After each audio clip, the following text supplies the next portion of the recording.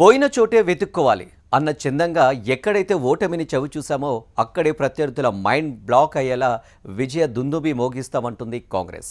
Assembly ఎన్నికల్లో ప్రభుత్వాన్ని చేజిక్కించుకున్న Congress party Lok Sabha ఎన్నికల్లో మల్కాజ్గిరి, హైదరాబాద్, సికింద్రాబాద్ స్థానాలను కోల్పోయింది. త్వరలో రాబోయే గ్రేటర్ ఎన్నికల్లో గెలుపే లక్ష్యంగా ముఖ్యమంత్రి రేవంత్ రెడ్డి నేతృత్వంలో బహుముఖ వ్యూహాన్ని అమలు చేస్తుందట. బీజేపీ దూకుడుకు బ్రేకులు వేసేలా, బీఆర్ఎస్ను ఆత్మరక్షణలోకి నెట్టేలా కాంగ్రెస్ వ్యూహాలు ఫలించనున్నాయా? గ్రేటర్ పీఠంపై హస్తం చెండా ఎగరడం ఖాయమేనా? ఇంతకీ కాంగ్రెస్ పార్టీ ప్రధాన వ్యూహాత్మక ఎత్తుగడలేంటి?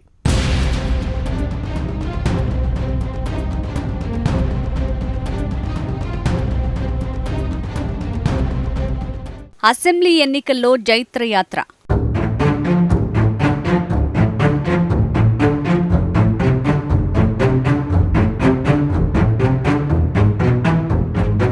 లోక్సభ ఎన్నికల్లో కాంగ్రెస్ ఆశలపై నీళ్లు.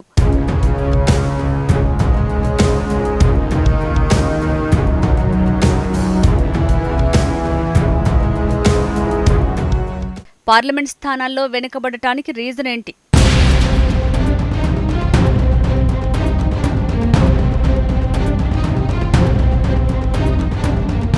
ఓటమి పాఠాల నుంచి కాంగ్రెస్ నేర్చుకోబోయేదేంటి?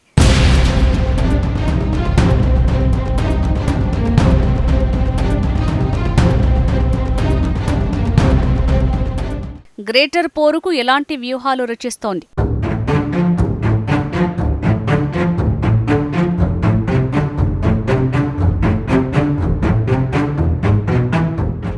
శ్రేణుల్లో జోష్ నింపేందుకు హైకమాండ్ సరికొత్త స్కెచ్ ఏంటి?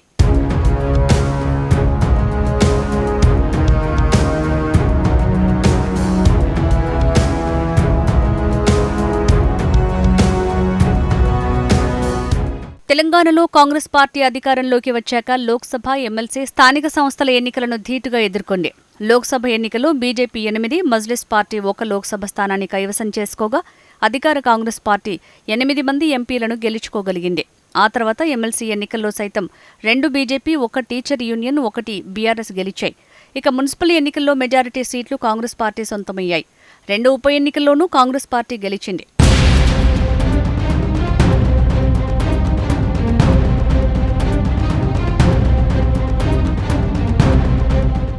అసెంబ్లీ ఎన్నికల తర్వాత వచ్చిన లోక్సభ ఎన్నికల్లో అధికార కాంగ్రెస్ పార్టీ అదే ఊపుతో మెజారిటీ ఎంపీ స్థానాలు గెలుస్తుందని అందరూ అంచనా వేశారు.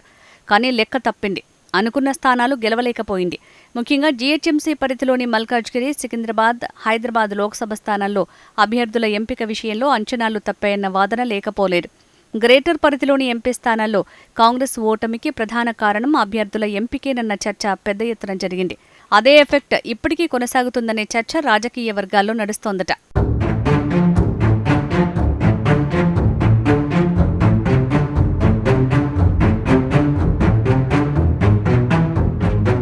మల్కాజ్గిరి విషయంలో లోక్సభ అభ్యర్థిగా స్థానికంగా ఎంతో మంది ప్రయత్నించినా వారికి అవకాశం ఇవ్వకుండా పార్టీ అధినాయకత్వం సునీతా మహేందర్ రెడ్డికి ఛాన్స్ ఇచ్చింది. సునీతా మహేందర్ రెడ్డి పేరు ప్రకటించిన తర్వాత అంతగా ప్రచారానికి సమయం లేకపోవటం, స్థానిక నేతలు పెద్దగా సహకరించకపోవటం ఓటమికి కారణాలుగా అప్పట్లో రాజకీయ పరిశీలకులు విశ్లేషించారు. అయితే ఎన్నికల ప్రచారం తర్వాత మళ్లీ ఇప్పటివరకు పెద్దగా ఆమె నియోజకవర్గంలో ముఖం చూపలేదన్న చర్చ రాజకీయ వర్గాల్లో ఉంది.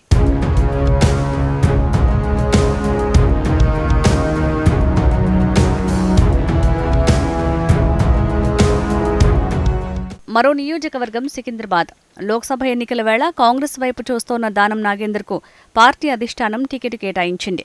ఇక్కడ పలుమార్లు ఎంపీగా పోటీ చేసిన అంజన్ కుమార్ యాదవ్ను కాదని దానంను బరిలో దించడం విమర్శలకు దారితీసింది. దానం బీఆర్ఎస్ ఎమ్మెల్యేగా గెలిచి కాంగ్రెస్ పార్టీ తరపున ఎంపీగా నిలబడటం ఏంటన్న ప్రశ్నలు కూడా వెల్లువెత్తాయి. ఈ క్రమంలో అంజన్ కుమార్, ఆయన అనుచరులు కూడా పెద్దగా ప్రచారం చేయలేదన్న అభిప్రాయం లేకపోలేదు. ఇక హైదరాబాద్ ఎంపీ స్థానంలో మొదటి నుంచి ఎంఐఎం అభ్యర్థులే గెలుస్తూ వస్తున్నారు. గత ఎన్నికల్లోనూ అదే రికార్డు రిపీట్ అయింది. ఇలా మల్కాజ్గిరి, సికింద్రాబాద్, హైదరాబాద్ ఎంపీ స్థానాల్లో గెలవలేకపోయిన కాంగ్రెస్ పార్టీ ఆ ప్రభావం గ్రేటర్ ఎన్నికలపై పడకుండా వ్యూహాత్మకంగా అడుగులు వేస్తోందట.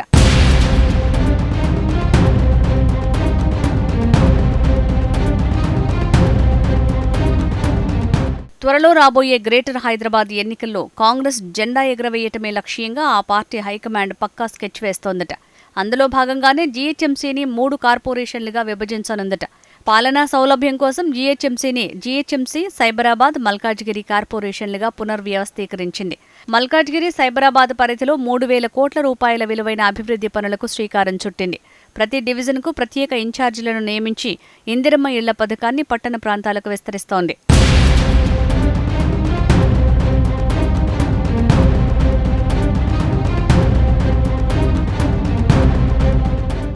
గ్రేటర్ హైదరాబాద్ మున్సిపల్ కార్పొరేషన్ ఎన్నికల్లో పట్టు సాధించేందుకు కాంగ్రెస్ పార్టీ సంస్థాగత బలోపేతం, ప్రత్యేక వ్యూహాలు, డివిజన్ల వారీగా ప్రణాళికలు రచిస్తోందట.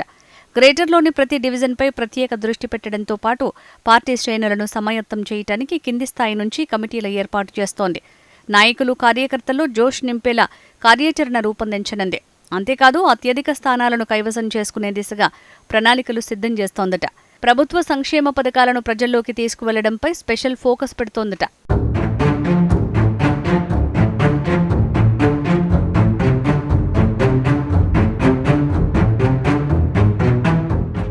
ఏదేమైనా రాబోయే గ్రేటర్ హైదరాబాద్ మున్సిపల్ కార్పొరేషన్ ఎన్నికల్లోపు ఆ 3 నియోజకవర్గాల్లో గ్రూపులు లేకుండా అందరినీ కలుపుకుని పనిచేస్తేనే మంచి ఫలితాలు వస్తాయంటున్నారు రాజకీయ విశ్లేషకులు.